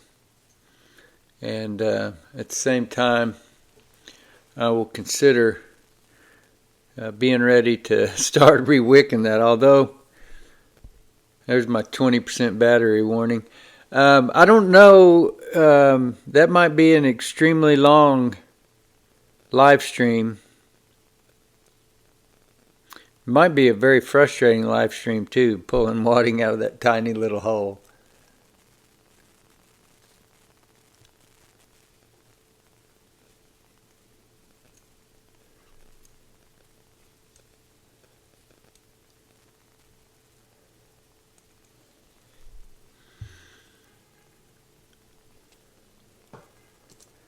I mean, you guys have seen those videos recently where I was able to reach in with tweezers and pull wadding out of those aluminum block lighters.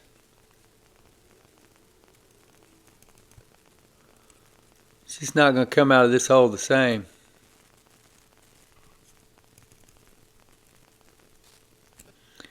And like I said, I don't know that it even went in there because it seems obvious to me that there are seams. This base piece was put on at a later time, because you don't see it around the front and back spines, you only see it on the bottom. Right there and right there.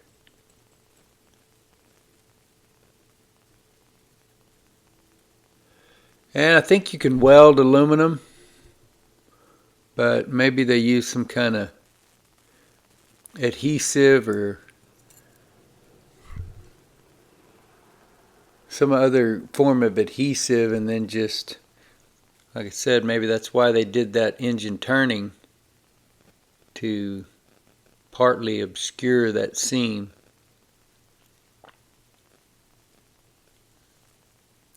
But that is going to be some job, just getting any kind of wadding out of that hole. That is a tiny hole. So I'll give that one some thought.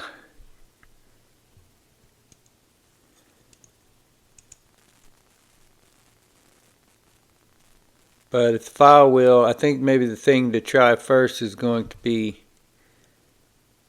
seeing if we can get it sparking better. Because if it isn't sparking better, then I don't think that any wick is going to ignite on it anyway. Saw that wick light off the other flame, and yet hasn't lit once off the spark of this wheel.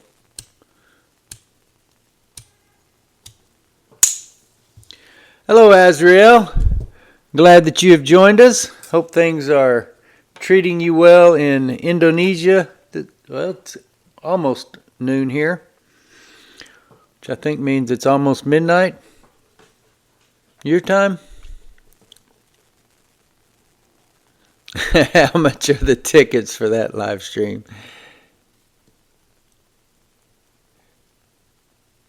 Yeah, you think maybe that's crossed my mind too, old Henningsen. Maybe because we're bottomed out on the flint tension, perhaps put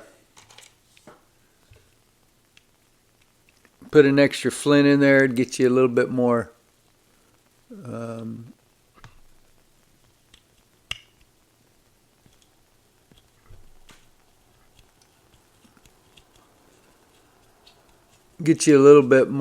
length on your tension. Yeah, we'll see. You can see there it's spinning freely once we back that out a little bit. So, yeah, one way or another. And, yeah, I know what you're saying, Gary. That may be the job that knocks me out. So maybe I ought to sell tickets for that one.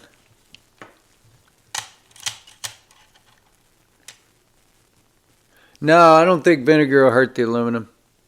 Vinegar should be fine on the aluminum. But I don't know.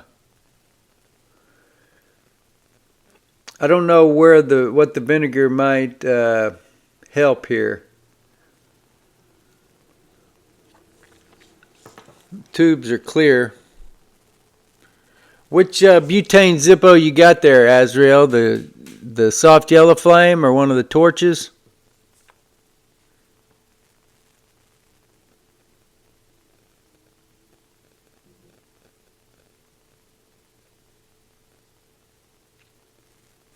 Interesting. It seems like maybe I saw one of those, old Henningsen, in one of the groups. It could have been yours, but it seemed like it was somebody else that had posted that. But it could have been you. Yeah, it definitely could have been you. If you haven't posted a picture of it, I would definitely like to see it. I remember seeing a picture of one because I remember seeing the opposite end that you're talking about.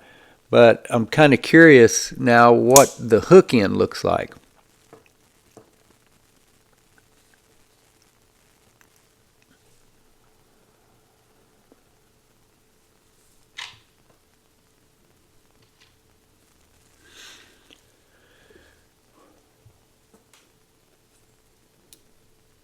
I don't know that I have a lighter here that I can depend on to sign off with today or not. This one has been a little iffy and seems vapor locked. This one's been doing a little bit better toward the end here.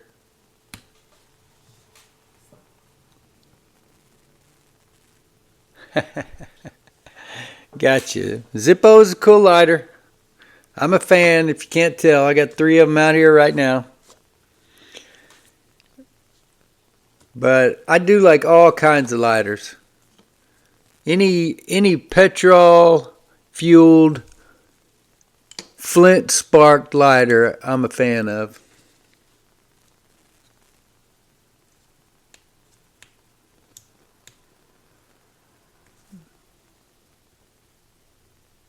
Oh, gotcha. Yeah, well, there's another thought then.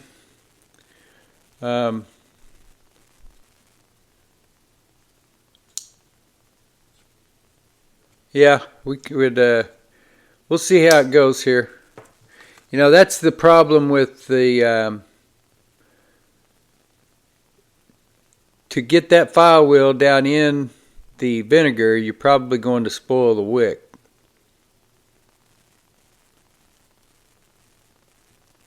I guess I could lay it on that side and leave it very shallow and then turn it periodically to get the vinegar to work on the other side of the wheel.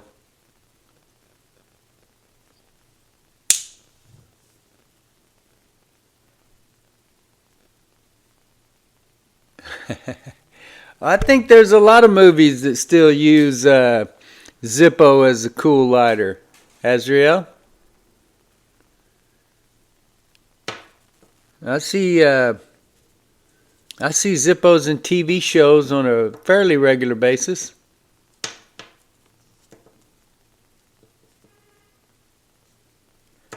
Yeah, Chris, I don't mess with butane lighters at all. But I do have a friend who's located in Denmark. His name is Donald Hine, and he runs a website called lighterfix.dk. He can help you out. I'm not sure where you're located at, but he can mail stuff to the States. But he rebuilds valves for Veriflames. There are some other options. ARS in that's either in North or South Carolina. They may be able to help you. There may be people in the Facebook lighter groups, Ronson Repair. But just off the top of my head, the one that I know will have the parts to help you is lighterfix.dk. And the website is in Danish, but I've never had any problem being able to click the button there, tell Google to translate it, and it'll just translate the whole site. And Donald, he speaks fairly good English. I mean, as far as I know, he speaks good English, but typing it out, English is not his first language, but I've never had any problem understanding my communications with him. So there's obviously a project for us.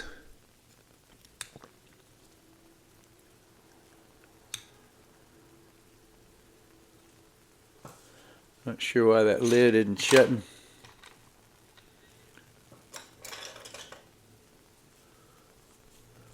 Not much of a wick there to be getting in our way.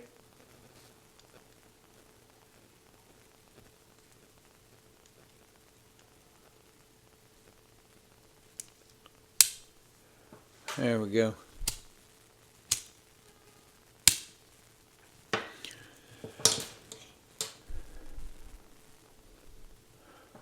Mission Impossible 7. I gotta admit my ignorance, Azrael. I haven't seen any of the Mission Impossible movies, but I certainly didn't know there were 7 of them. Is Tom Cruise still in that?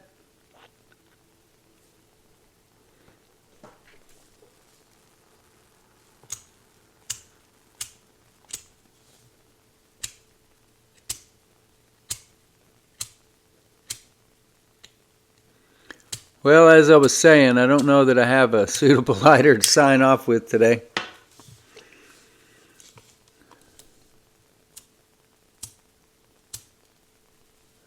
So we'll just have to see. I'm going to go ahead and cut out of here, though. I appreciate all you guys stopping by. We will congregate here again next week. As I was saying earlier, the plan will be to do Wednesdays for the time being. And there will be a daily video scheduled on the other weekdays, Monday, Tuesday, Thursday, and Friday.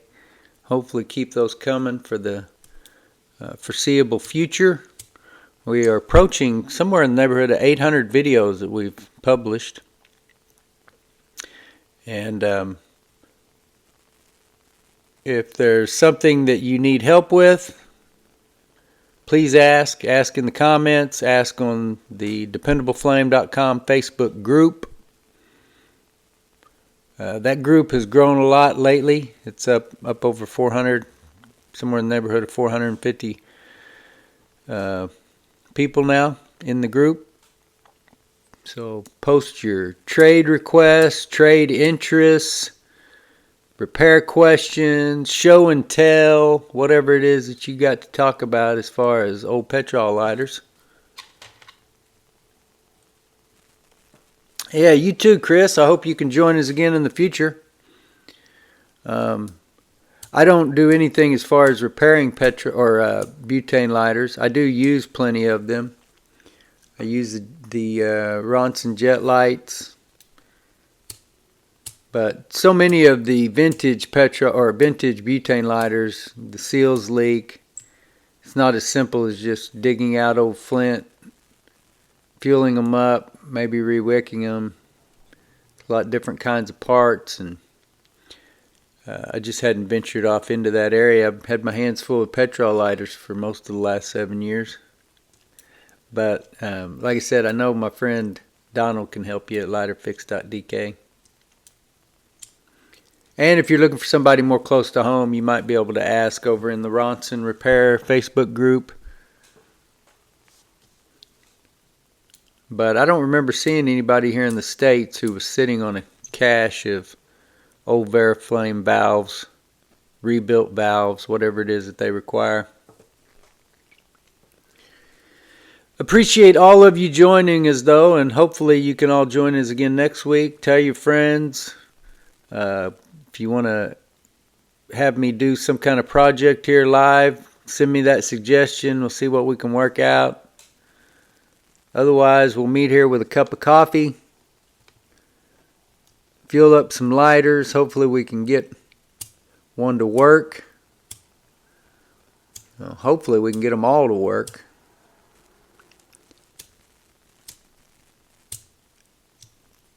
But it does seem like vapor lock is especially not my friend this week.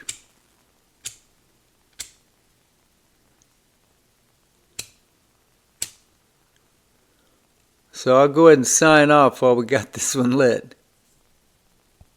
I appreciate all you guys joining us. Until next time.